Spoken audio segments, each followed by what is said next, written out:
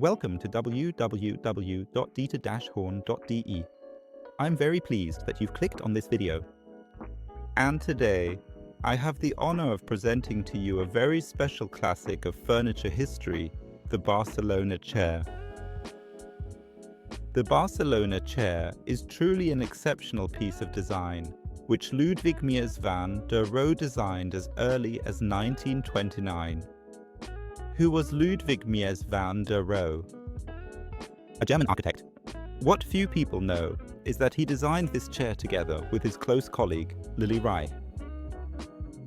The specific occasion for its debut was the World Exhibition in Barcelona in 1929, which is precisely where it gets the name Barcelona chair. And Ludwig Mies van der Rohe officially presented this iconic chair in the German pavilion. At the time, he was commissioned to design the entire pavilion. And they also proudly showcased these chairs at the exhibition, which perfectly complement the aesthetic of the truly beautiful and world-famous pavilion in Barcelona. Furthermore, the primary objective of the design was also to find a suitable seating arrangement where the Spanish royal couple could be properly received and accommodated. To this day, there are still historical photographs in existence of the Spanish royal couple, seen actually sitting down on this iconic Barcelona chair. And what was truly revolutionary about this particular design was the innovative use of a sleek metal frame. That was truly revolutionary at the time. People weren't familiar with metal being used in connection with furniture.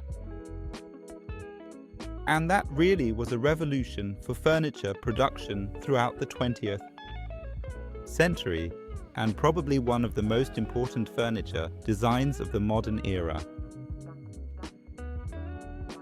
In addition to his other work, what Ludwig Mies van der Rohe also did was take some inspiration from historical models, and more specifically old Chesterfield armchairs, which already existed at that point in time.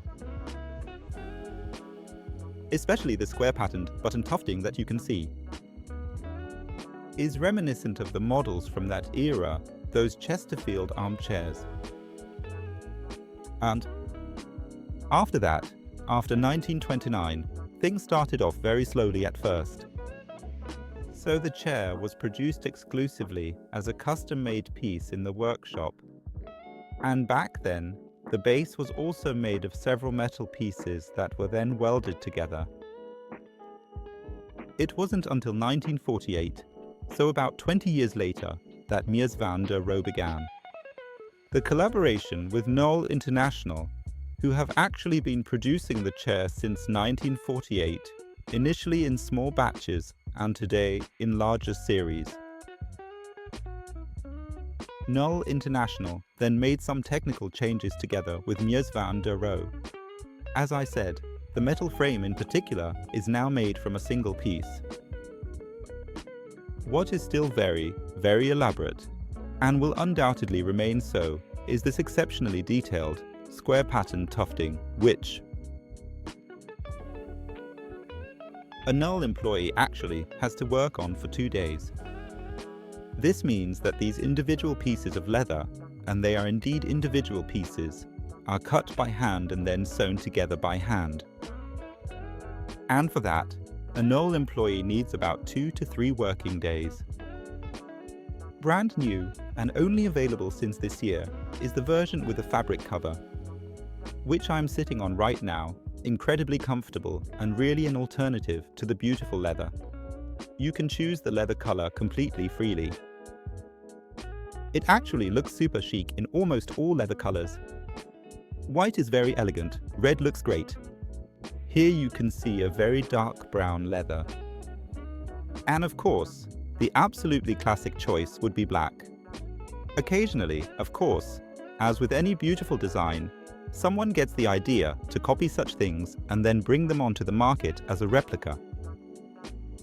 The company Knoll International has therefore utilized an authentic stamp in the frame from around the period of the 1990s.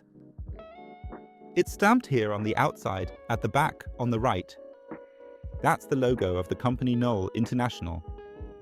And also the lettering, the signature of Ludwig Mies van der Rohe. This allows you to distinguish the original from copies, among other things. What else is important? The original also has caught leather straps at the back, behind the back cushion, so real leather. Knoll doesn't use cotton or fabric straps, but 8 leather straps. You can also recognize the original by that. Even in the fabric version, there's core leather behind the cushion, behind the fabric cushion. And of course, again, 8 color-matched core leather bands that act as straps and also as suspension. By the way, you see the Relax version here, which has been around for about 15 years. Knoll simply put some more thought into making the chair even more comfortable. They achieved this by making the padding here in the lumbar area a bit stronger, a bit thicker. And the seat cushions are also a bit more heavily padded. It's really fantastic to sit in, and I can only recommend you come and see us and try it out. You'll be delighted.